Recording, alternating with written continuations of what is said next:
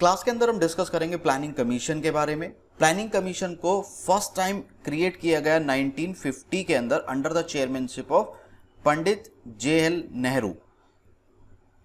देखिए, planning commission का main motive था इकोनॉमिक डेवलपमेंट और the overall development of the society. India का उस टाइम बहुत स्टेटस इतना ज़्यादा अच्छा नहीं था at the time of independence. Independence के टाइम पे हमें बहुत सारे डेवलपमेंट की ज़रूरत थी। उसी डेवलपमेंट को ध्यान में रखते हुए प्लानिंग कमीशन को क्रिएट किया गया। अब प्लानिंग कमीशन के अंदर मेन मोटिव था कि डेवलपमेंट किस तरीके से करा जाए। उस डेवलपमेंट के लिए सबसे ज़्यादा जरूरी थी स्ट्रेटेजीज को क्रिएट करना। उन स्ट्रेटेजीज को क्रिएट करके फिर एक एक्शन प्लान बनाना और उनको रिजल्ट के अंदर कन्वर्ट करना। अब उसी के तहत एक 5 ईयर प्लान का प्रोविजन बनाया गया। 5 ईयर प्लान्स का प्रोविजन बनाया गया, जिसको इंट्रोड्यूस किया गया 1951 के अंदर। इसको हम पूरा डिटेल्ड में पढ़ेंगे।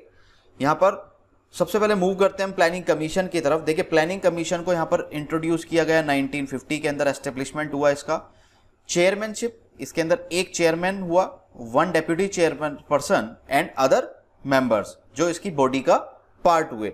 प्लानिंग कमीशन को 1950 से लेकर 2014 तक रन किया गया। 2014 यहां पर इसलिए हमने बोला 2014 के अंदर इसको रिप्लेस कर दिया गया बाय नीति आयोग। नीति आयोग से इसको रिप्लेस कर दिया गया। ये सारी चीजें हम बाद में डिस्कस करने वाले हैं। यहां पर देखते हैं प्लानिंग कमीशन। देखिए, प्लानिंग कमीशन के लिए यहां पर यूज किया गया वर्ड एक्स्ट्रा कॉन्स्टिट्यूशनल बॉडी। अब एक्स्ट्रा कॉन्स्टिट्यूशनल बॉडी का मतलब क्या होगा? देखिए, ऐसी कोई सी भी बॉडी जो कॉन्स्टिट्यूशन के अंदर डिफाइंड ना हो, लेकिन वो सारी की सारी पावर परफॉर्म करती है by the order of government. Government के किसी एग्जीक्यूटिव ऑर्डर के थ्रू या फिर सम स्टेट्स के थ्रू अपनी पावर को परफॉर्म करती हो, लेकिन वो कॉन्स्टिट्यूशन के अंदर डिस्क्राइब नहीं होगी। उस बॉडी को एक्स्ट्रा कॉन्स्टिट्यूशनल बॉडी कहा जाता है। तो यहां पर प्लानिंग कमीशन कैसी बॉडी थी? Extra constitutional body. इसको रिप्लेस कर दिया गया 1 जनवरी 2015 के अंदर by the NITI Aayog, national institution for transforming India. देखिए, ये डेफिनेशन जो है, ये एब्रीविएशंस आपकी बहुत इंपॉर्टेंट है। यहाँ पर स्पेलिंग मिस्टेक है थोड़ी। ये NTA नेट के लिए बहुत ज़्यादा इंपॉर्टेंट है, ये जो आपकी एब्रीविएशंस है।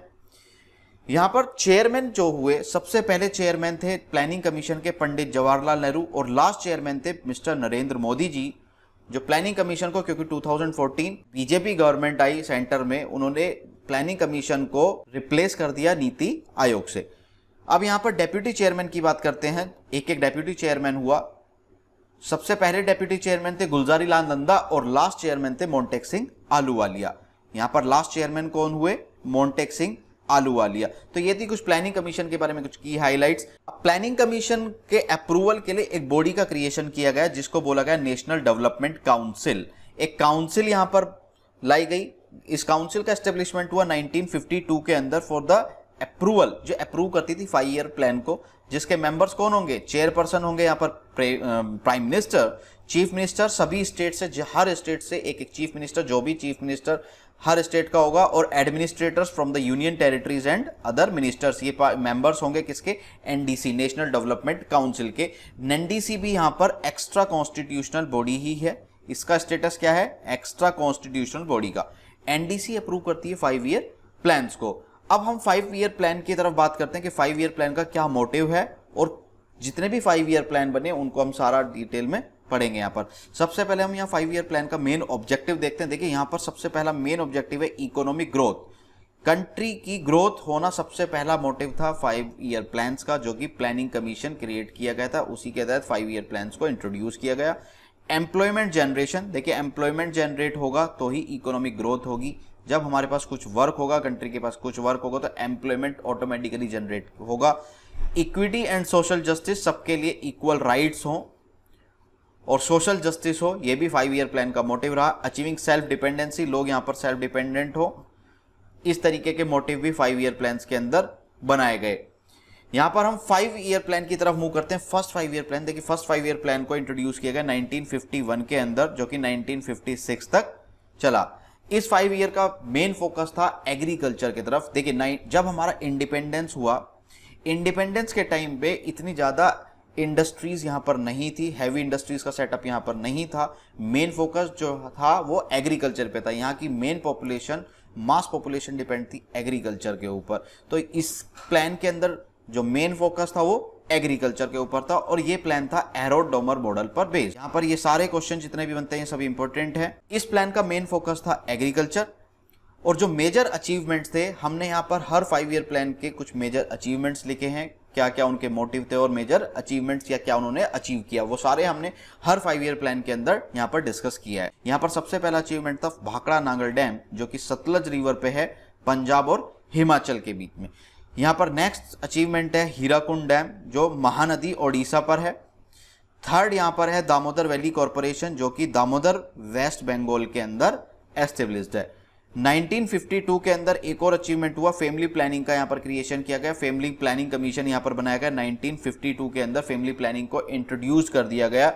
1955 के अंदर बहुत बड़ा रोल रहा एसबीआई का इंट्रोडक्शन, यहाँ पर एस्टेब्लिशमेंट हुआ किसका, state bank of India. SBI का इंट्रोडक्शन देखे जिसपे कि बैंकिंग का रोल किसी भी बिजनेस के अंदर लोगों के लिए लोन्स, कैश डिपॉजिट, बहुत सारी फैसिलिटीज प्रोवाइड करना, किसी भी इकोनॉमी के अंदर एक पिलर का काम करते हैं बैंकिंग सिस्टम। तो उसी को ध्यान में रखते हुए 1955 के अंदर स्टेट बैंक ऑफ इंडिया को यहाँ पर एस्टेब्लिश किया गया। ये कुछ इसके मेजर अचीवमेंट थे फर्स्ट 5 ईयर प्लान के, बहुत इंपॉर्टेंट है ये सारे के सारे टॉपिक्स। नेक्स्ट मूव करते हैं यहाँ पर सेकंड 5 ईयर प्लान की तरफ जो कि 1956 टू 1961 तक रहा। इस प्लान का जो मेन फोकस था वो था हैवी इंडस्ट्रीज। देखिए अब एग्रीकल्चर की बात हो गई फर्स्ट 5 ईयर के प्लान के अंदर, तो इस प्लान का मेन फोकस था हैवी इंडस्ट्रीज। ये मैं प्लान जो है पंडित जवाहरलाल नेहरू और पीसी महालोनोबिस कमीशन पर बेस्ड था। किस पर, जैसा कि पहला वाला प्लान किस पर बेस्ड था, हेरोड-डोमर मॉडल बेस्ड, और ये वाला प्लान है Pandit Jawaharlal Nehru and PC Mahalanobis commission. इसका मेन फोकस हैवी इंडस्ट्रीज और इंडस्ट्रियल डेवलपमेंट रहा। मेजर अचीवमेंट्स इसके कुछ थे, यहाँ पर कुछ स्टील प्लांट्स का एस्टेब्लिशमेंट किया गया। देखिए सबसे पहला था रोरकेला स्टील प्लांट जो कि उड़ीसा में था और इस प्लांट को सेटअप करने के लिए जो मेन असिस्टेंस थी वो थी जर्मनी की। जर्मनी की हेल्प से इस प्लांट को एस्टेब्लिश किया गया क्योंकि इतना बड़ा प्लांट्स को एस्टेब्लिश करना इतना आसान नहीं होता, जिसके लिए बहुत ज़्यादा कैपिटल की ज़रूरत होती है और टेक्नोलॉजी की ज़रूरत होगी। तो उसको कहाँ से लिया गया, जर्मनी की हेल्प से यहाँ पर इसको उड़ीसा में सेटअप किया गया रोरकेला स्टील प्लांट को। दूसरा यहाँ पर मेजर अचीवमेंट था भिलाई स्टील प्लांट जो कि छत्तीसगढ़ में था, जिसकी असिस्टेंस किसकी थी यहाँ पर, रशिया की। तो रशिया की असिस्टेंस से छत्तीसगढ़ के अंदर भिलाई स्टील प्लांट को एस्टेब्लिश किया गया।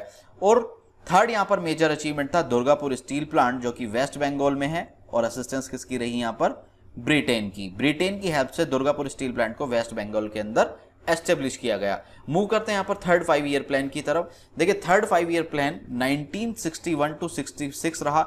ये प्लान वर्स्ट प्लान कहा गया या फेल्ड प्लान कहा गया।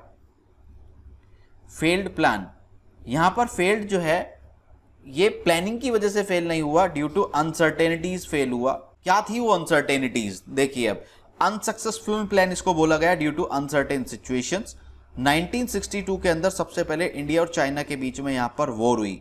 अगर किसी भी कंट्री के अंदर वॉर लाइक सिचुएशन क्रिएट होती है तो वो कभी भी बेनिफिशियल नहीं होती, जैसे कि करंट में इंडिया और चाइना के साथ वॉर लाइक सिचुएशंस बन रही हैं, तो ये कभी भी फ्रूटफुल नहीं होती। सेकेंड यहाँ पर, और ये तो यहाँ पर इंडिया चाइना के बीच में वॉर हुई थी 1962 के अंदर। 1964 के अंदर इससे ओवरकम होने के लिए यहाँ पर एस्टेब्लिशमेंट हुआ किसका, आईडीबीआई का, industrial development bank of India का।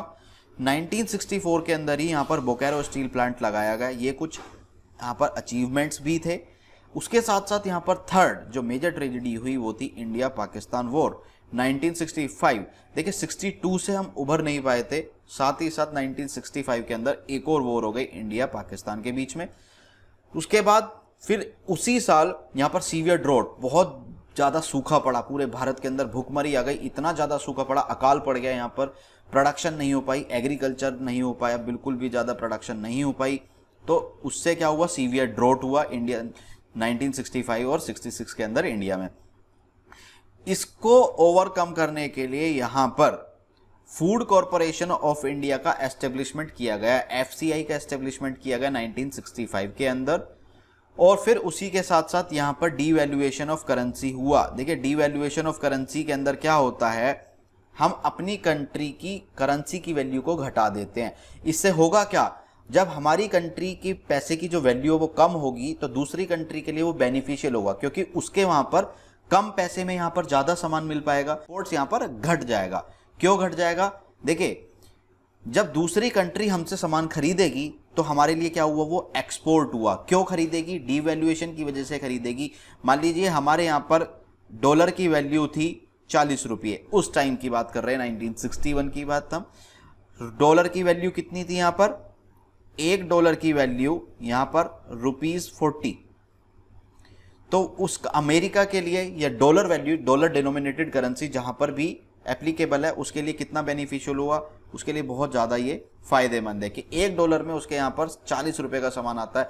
मान लीजिए इसको हमने डी वैल्यू कर दिया, यहाँ पर ₹1 के अंदर हमने 50 रुपये इसकी वैल्यू कर दी, तो उस कंट्री को तो बहुत ज़्यादा बेनिफिट हुआ।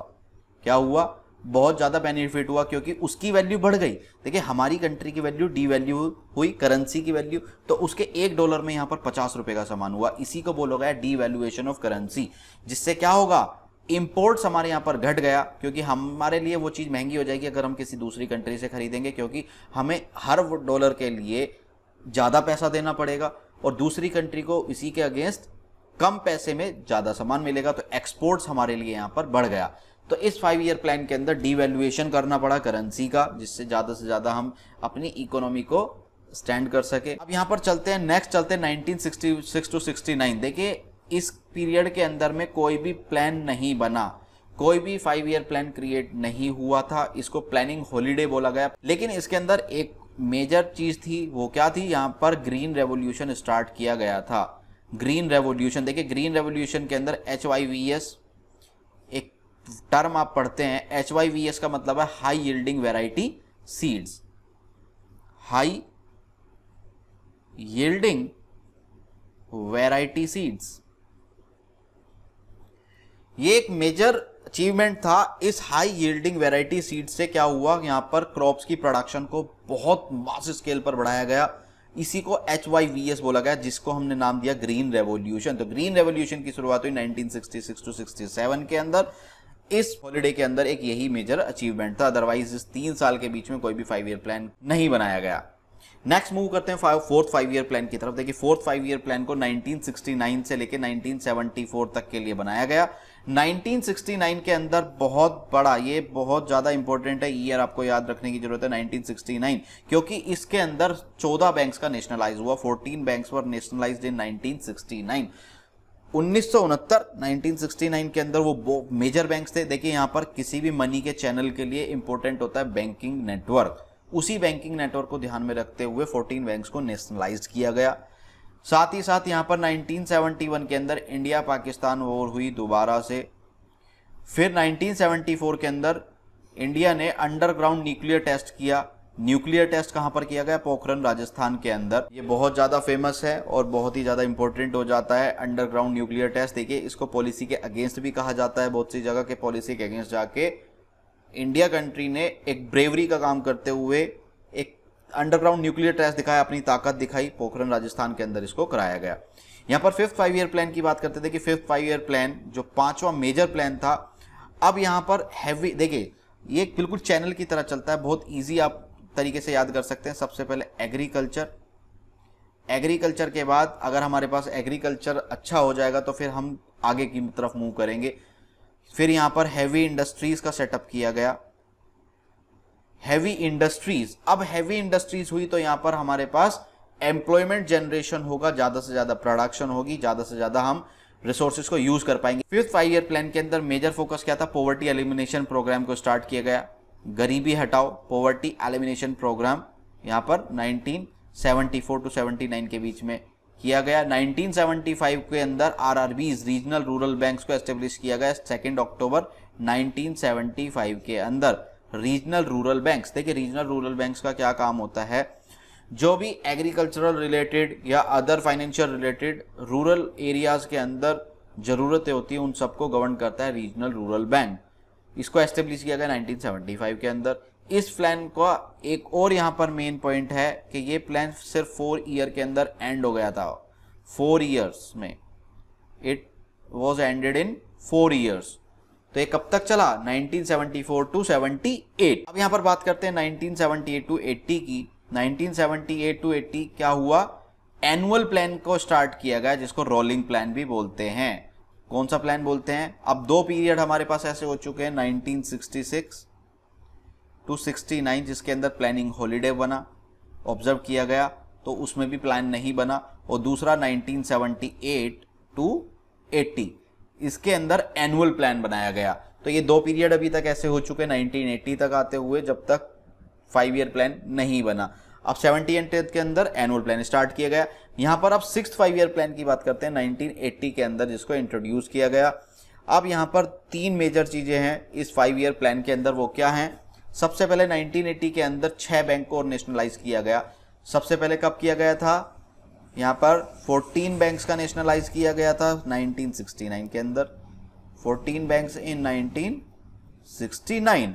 1969 के अंदर 14 बैंक का नेशनलाइजेशन और 1980 के अंदर 6 और बैंकों का नेशनलाइजेशन यहां पर हुआ। ओवरऑल कितने हो गए? 20 बैंक्स नेशनलाइज्ड हुए टिल 1980। 1980 तक 20 बैंक नेशनलाइज्ड हो चुके थे। अब 1982 के अंदर जो मेजर अचीवमेंट हुआ, नाबार्ड का national bank for agriculture and rural development को एस्टेब्लिश किया गया। ये एक आरबीआई की ही विंग होती है जो एग्रीकल्चर रिलेटेड और रूरल डेवलपमेंट रिलेटेड सारे के सारे फंक्शंस परफॉर्म करती है, वो सारी एक्टिविटीज परफॉर्म करती है। ये एक आरबीआई की विंग है नाबार्ड जिसको 1982 के अंदर एस्टेब्लिश किया गया। और 1982 के ही अंदर एक्जिम बैंक को भी एस्टेब्लिश किया। एक्जिम का मतलब क्या होगा? एक्सपोर्ट इंपोर्ट बैंक, जो एक्सपोर्ट और इंपोर्ट रिलेटेड सारी की सारी चीजों को देखता है। तो एक्जिम बैंक को यहां पर एस्टेब्लिश किया गया 1982 के अंदर। ये कुछ 6th 5 ईयर प्लान के मेजर पॉइंट्स थे। यहां पर मूव करेंगे हम 7th 5 ईयर प्लान के अंदर। देखिए बहुत ज्यादा इंपॉर्टेंट है 7th 5 year plan. 7th 5 year plan क्यों इंपॉर्टेंट है ये अभी आप देखेंगे। देखिए 7th 5 ईयर प्लान के अंदर सबसे पहले 1986 के अंदर स्पीड पोस्ट सर्विस को स्टार्ट किया गया। स्पीड पोस्ट सर्विस आप समझ सकते हैं कि किसी भी पहले मोबाइल फोन, इंटरनेट, कंप्यूटर, ये सारी की सारी फैसिलिटीज इतनी ज्यादा नहीं थी। 1985 से पहले आप कह सकते हैं कि ना के बराबर ही थी। तो मेजर जो आपका कम्युनिकेशन चैनल था वो क्या था? स्पीड पोस्ट तो इंट्रोड्यूस किया गया 1986। बिफोर 1986 जो पोस्ट होता था, लेटर्स आप पोस्ट करते थे, कोई भी इंफॉर्मेशन कन्वे करने के लिए आपको पोस्ट लेटर का ही मदद लेनी पड़ती थी। तो उसको तेजी से उसके अंदर आप समझ सकते हैं कि स्पीड पोस्ट आज के टाइम में कितनी ज्यादा वैल्यू रखती है। स्पीड पोस्ट के अंदर टाइमली आप कोई भी लेटर कम्युनिकेट या ट्रांसफर कर सकते हैं एक जगह से दूसरी जगह तक, क्योंकि ये प्रायोरिटी बेस्ड होते हैं। कुछ एक अमाउंट देने के बाद इसको प्रायोरिटी या आपको प्रेफरेंस दी जाती है। स्पीड पोस्ट इसलिए इसका नाम दिया गया है कि तेजी से किसी भी इंफॉर्मेशन को, लेटर को डिलीवर करा जा सके डेस्टिनेशन तक। तो उसको इंट्रोड्यूस किया गया 1986 के अंदर। 1988 के अंदर सेबी को एस्टेब्लिश किया गया। देखिए 1988 आप यहां पर 2 टर्म ईयर याद रखेंगे, बहुत इंपॉर्टेंट है, 1988 एंड 1992। आप देखेंगे कि सेबी के अंदर आपको ईयर मिलेगा 1992। क्यों मिलेगा? 1988 के अंदर तो सेबी को एस्टेब्लिश किया गया और लेकिन इसका जो स्टेट्यूटरी स्टेटस था वो कब मिला इसको? 1992 के अंदर। तो इसको जो स्टेटस मिला वो कब मिला? 1992 के अंदर। अब ये प्लान जो है 85 से लेकर 90 तक था। 90 के अंदर ही एलपीजी स्कीम स्टार्ट की गई। एलपीजी स्कीम क्या है यहां पर? Liberalisation, privatisation and globalisation. देखिए लिबरलाइजेशन का मतलब क्या होता है कि कोई भी कंट्री लिबरल होती है बिजनेस के लिए, वो लाइसेंसिंग पॉलिसी को रिलीव करती है। प्राइवेटाइजेशन हम इसको भी डिस्कस करेंगे अभी। प्राइवेटाइजेशन को यहां पर क्या होता है? प्राइवेटाइजेशन का मतलब डिसइन्वेस्टमेंट। गवर्नमेंट अपने शेयर्स को बेच देती है या अब जो मेजर शेयर होल्डिंग्स होती है गवर्नमेंट की, पब्लिक सेक्टर की, वो प्राइवेट सेक्टर को दे दी जाती है, उसको बोलते हैं प्राइवेटाइजेशन। और ग्लोबलाइजेशन का मतलब होगा किसी भी कंट्री की इकोनॉमी को कनेक्ट करना वर्ल्ड इकोनॉमी के साथ, कनेक्टिंग द कंट्रीज इकोनॉमी। अब यहां पर हम इंडिया की बात कर रहे हैं तो हम कह सकते हैं कि connecting India's economy with the world economy, इसको बोलेंगे ग्लोबलाइजेशन। यहां पर हम देख लेते हैं 7th 5 ईयर प्लान।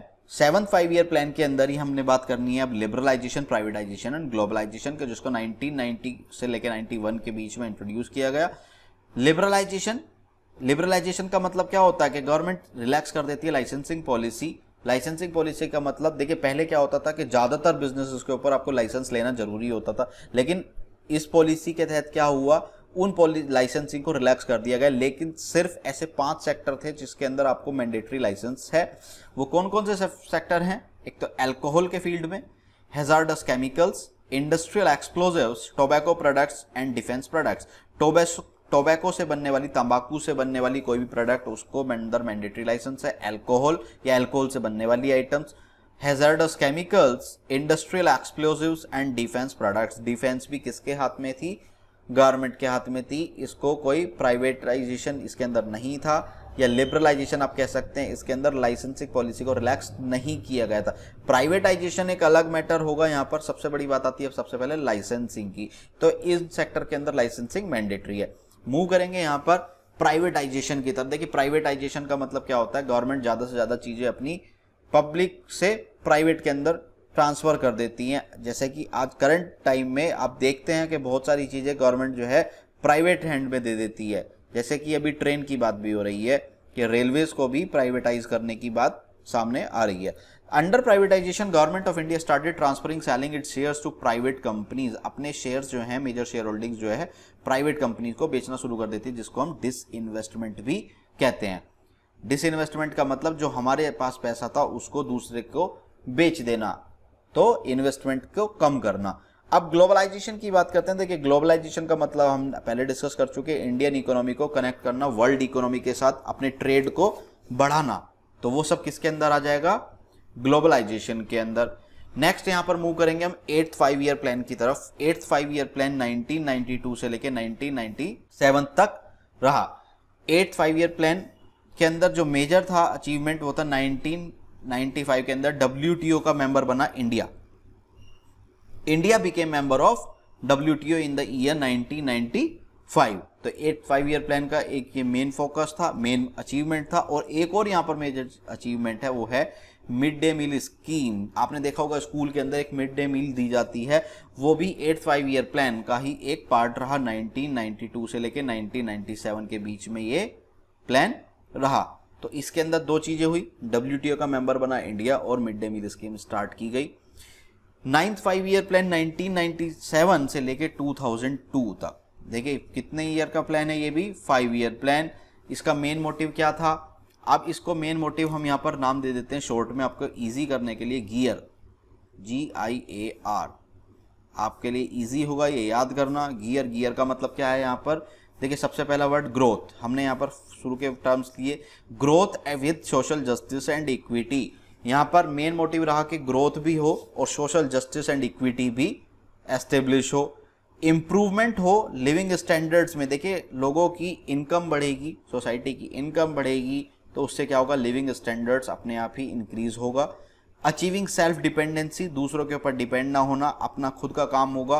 यहाँ पर स्किल से भी बात होती है, अगर कोई भी पर्सन स्किल्ड होगा, सेमी स्किल्ड होगा, तो वो अपने तरीके से काम शुरू कर सकता है, वो डिपेंडेंसी उसकी खत्म होगी, जिसको अचीविंग सेल्फ डिपेंडेंसी बोलते हैं। और इन्हीं चीज़ों को ध्यान में रखते हुए कुछ इस तरीके के एक्शंस लेना, इस तरीके की पॉलिसीज क्रिएट करना, जिससे कि सेल्फ डिपेंडेंसी बढ़ जाए।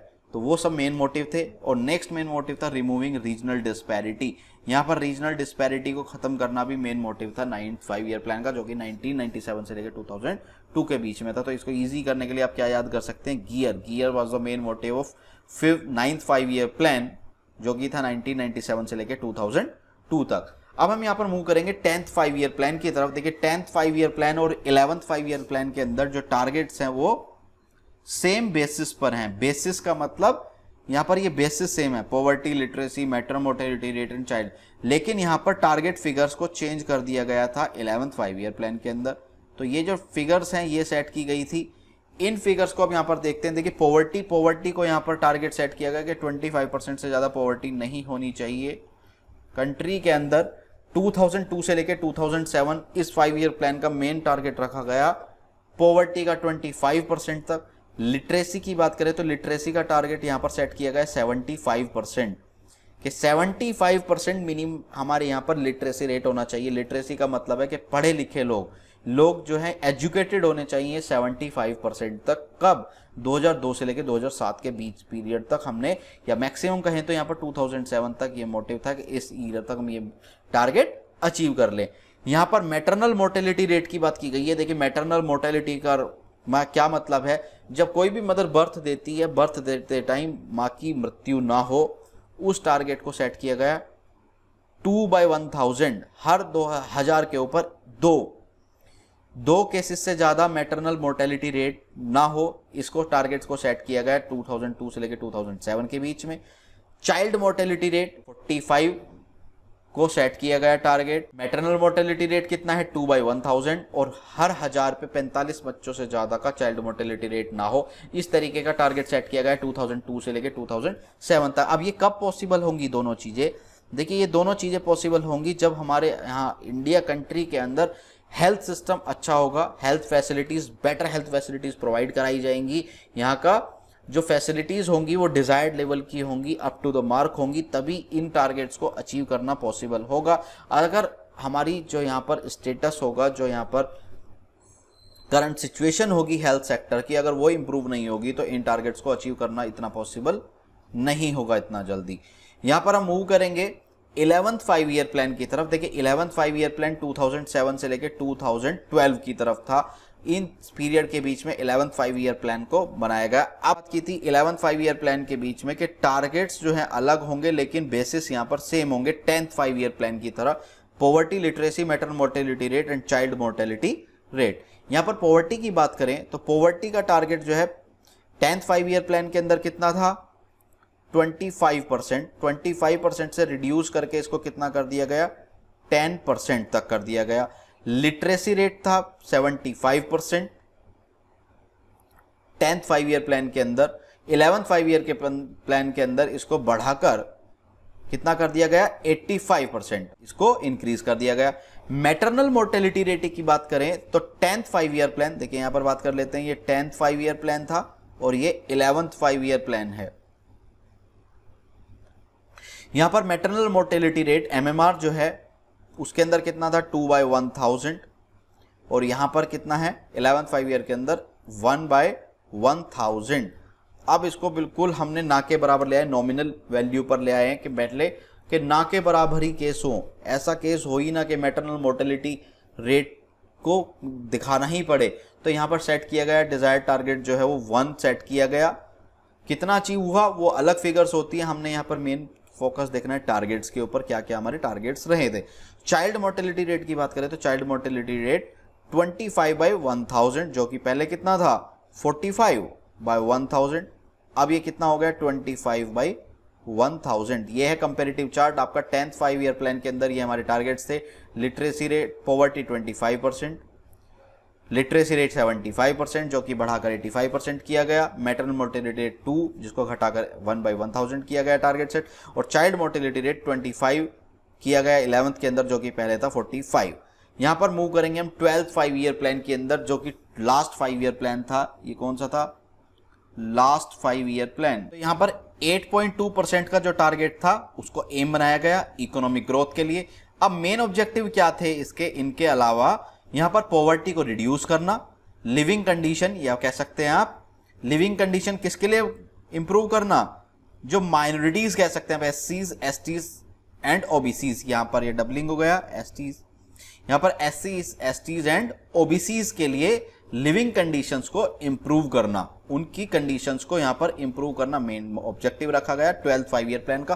पॉवर्टी रिड्यूस करना, एम्प्लॉयमेंट जनरेट करना, एम्प्लॉयमेंट अपॉर्चुनिटीज अवेल कराना फॉर यंग इंडियन यूथ्स के लिए। देखिए इंडिया के अंदर सबसे ज्यादा यूथ है, तो उसके लिए मेन फोकस क्या है, एम्प्लॉयमेंट अपॉर्चुनिटीज क्रिएट करना, एलिमिनेट करना जेंडर डिस्क्रिमिनेशन। जो जेंडर डिस्क्रिमिनेशन मेल और फीमेल के बीच में जो जेंडर डिस्क्रिमिनेशन होता है उसको एलिमिनेट करना, पूरी तरीके से रिड्यूस नहीं, खत्म कर देना, मेन ऑब्जेक्टिव था किसका 12th 5 ईयर प्लान का। तो ये कुछ 5 ईयर प्लान्स के बारे में पूरा था, पूरी डिटेल्स। ये बहुत ज़्यादा इंपॉर्टेंट टॉपिक्स थे और मेन क्रश था पूरे के पूरे 12 5 ईयर प्लान्स का, जो कि आप दोबारा इसको पढ़िए, एक बार नहीं 2 बार देखिए जब तक आपको समझना है। आप देखेंगे कि सारी की सारी चीज़ें यहाँ पर ऑलमोस्ट कवर की गई हैं। तो ये कुछ हमारे टॉपिक्स थे 12 5 ईयर प्लान्स के अंदर। होप कि आपको ये वीडियो पसंद आई होगी, आपको ये टॉपिक समझ में आए होंगे। इसी तरीके के ज़्यादा टॉपिक्स के लिए आप चैनल को सब्सक्राइब करिए, ज़्यादा से ज़्यादा शेयर करिए। Thank you.